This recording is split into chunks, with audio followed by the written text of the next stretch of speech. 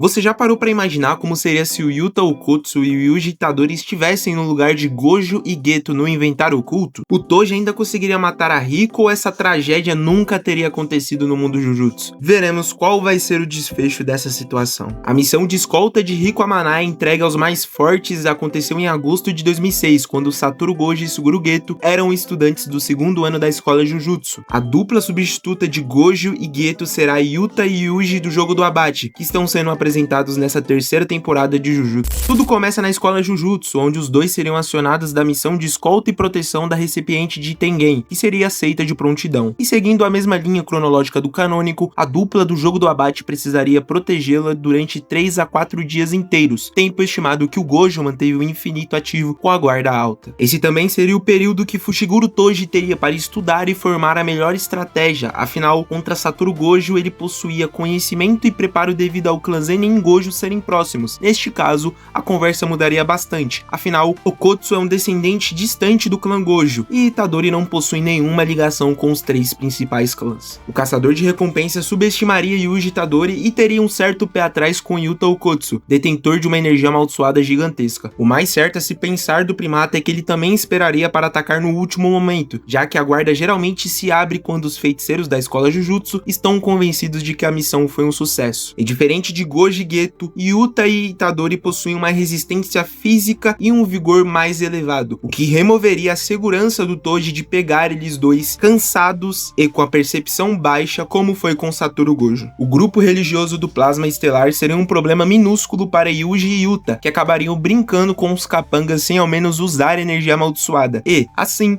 partir para Okinawa com a garota após decidirem em conjunto um objetivo igual aos mais fortes de 2006, que é fazer Riko aproveitar seus últimos dias de forma tranquila e ao mesmo tempo despistar outros grupos. Nessa parte da missão, o desgaste e trabalho dos dois seriam bem menor do que foi de Gojo e Geto, onde o portador dos 6 olhos era obrigado a ficar com sua técnica inata 100% do tempo ativada para não ser surpreendido, o que resultou em sua quase morte lá na frente pro Toji. Tanto Yuta quanto Itadori possuem reflexos e físicos absurdos já nessa fase, o que permitiria só na porrada eles deterem a maioria dos inimigos, e se for levar em conta já agora a energia amaldiçoada quase infinita do Okkotsu, realmente resistir não seria um problema. 3 dias passados, enfim os feiticeiros e recipientes chegaram na sede da escola Jujutsu, e têm a missão praticamente garantida. O sentimento de papel cumprido e a resolução da missão já fazem Itadori e Okkotsu darem uma boa relaxada, só restando realmente entregá-la para a fusão. É aí que em questão de segundos, alguém que não é sentido pelas barreiras de Tengen e muito menos pelos 2 feiticeiros, entra no radar de Yuta Okkotsu, perfurando seu peito por trás.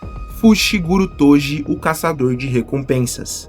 Neste momento, tanto Yuta quanto Itadori entram em desespero, mas não por muito tempo. Com o peito perfurado, Yuta ajusta a energia reversa rapidamente para regenerar o ferimento. E diferente do Gojo, que precisou de um ataque fatal para entender o conceito dessa técnica, o amaldiçoado já porta a ciência deste Jujutsu naturalmente. Com esse primeiro passo dado pelo lado de Toji, a divisão teria que ser feita. Itadori levaria Riko para o túmulo do corredor estelar, vulgo local da fusão, enquanto Okkotsu lidaria de frente com Fushiguro Toji. E aqui, meus amigos, seria briga de gente grande. Yuta Okkotsu versus o caçador de recompensas.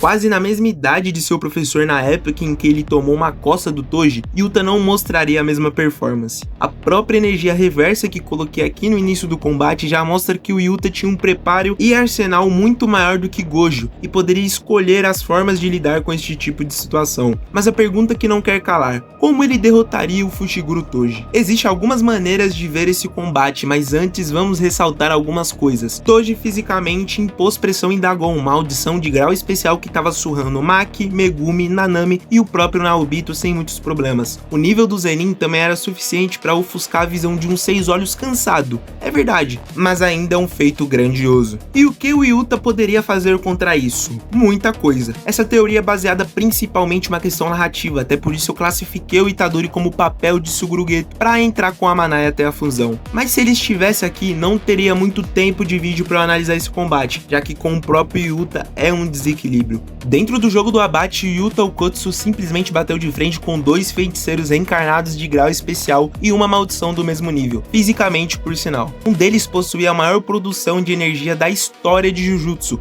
enquanto a outra tinha a capacidade de simplesmente manipular o céu. E, com o trunfo final da expansão de domínio, que neste caso seria inútil contra a restrição celestial do Toji, fisicamente o amaldiçoado não estaria muito atrás do Fushiguro, e poderia sim trocar algumas pancadas e acompanhar os seus movimentos. O que colocaria em vantagem realmente é a existência da Suinata, ou melhor, Rika. A pressão capaz de prender até mesmo Sukuna Heian e o próprio Itadori seria um impeditivo do caramba pro primata, que não teria meios viáveis de tirar ela do caminho como fez com as maldições do Geto. Assim como ele derrotou Ryu com um fluxo de energia denso o suficiente turbinado pela pressão / imobilização de Rika, eu creio que a trajetória de Toji seria encurtada neste roteiro, não pelo vazio roxo, mas pela pura energia amaldiçoada do aluno com potencial para superá-lo, Yuta Okkotsu. Toji morreu.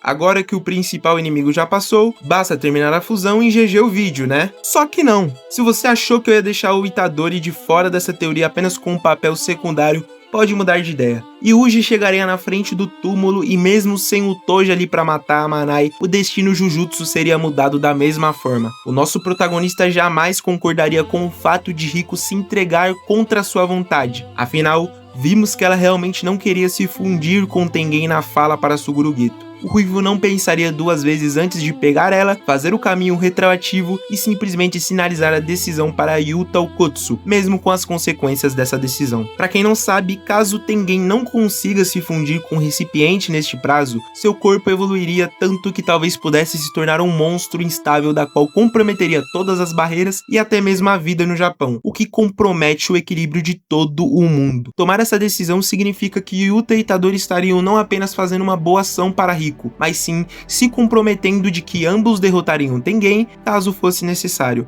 assim como Gojo e Geto também estavam. Na minha opinião, com toda essa teoria feita, não tem outra. Yuta e Itadori assumiriam o fardo e se encarregariam de entregar a chance de uma vida nova e totalmente dependente para a garota marcada pela morte. E assim, com a evolução de Tengen, o mundo Jujutsu continuaria caminhando para um destino completamente sombrio, mas que poderia ser solucionado por eles, os alunos do mais forte.